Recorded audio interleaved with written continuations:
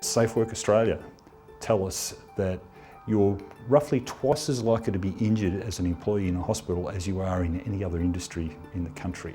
So even well-known high-risk industries like agriculture and mining have lower injury rates than hospitals in Australia.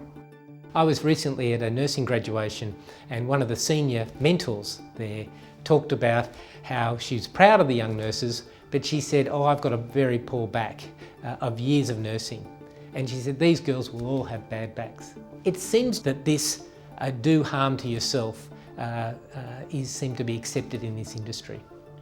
It's called the caring industry for a good reason. It's a vocation for most people who work in the industry. When we arrived, we found very high injury rates, much higher than I expected to find in a hospital.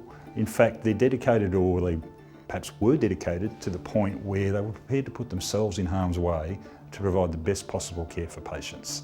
We see often that staff members don't want to be seen to be complaining about what they see as a relatively minor injury compared to what the patients are going through.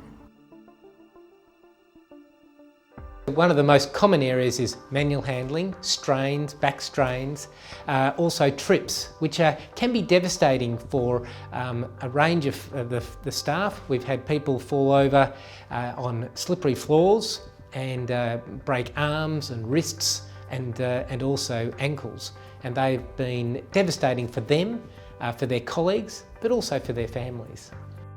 This has been a cultural change program across the whole breadth of the organisation. It's given us belief that injuries can be prevented. Our injuries are reducing, a 40% reduction in injuries of lost time injuries. And this is why we talk about strategies for ensuring that you look after yourself so that you can look after the patients. If you're injured as a worker, you can no longer provide care for your patients. The concept is super simple. There's no rocket science to this concept at all. What it takes though is it takes a massive level of commitment from the leaders. Our staff are our most important asset. We can have the best equipment, the best facilities, and often the best doctors, but what we need is staff to be safe. And this is a critical program to provide a safe workplace for our valuable staff.